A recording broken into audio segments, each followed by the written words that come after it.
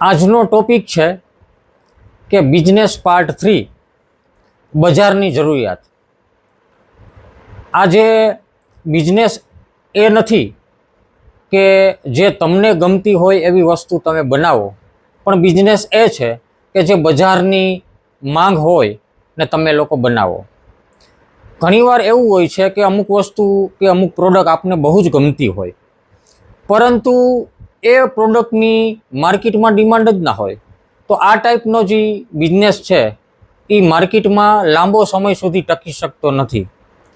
પણ જો તમારે કોઈ પણ બિઝનેસને ખૂબ આગળ લઈ જવો હોય તો એની ફોર્મ્યુલા એક જ છે કે તમારો આઈડિયો પ્લસ માર્કેટની માંગ બરાબર સફળ બિઝનેસ।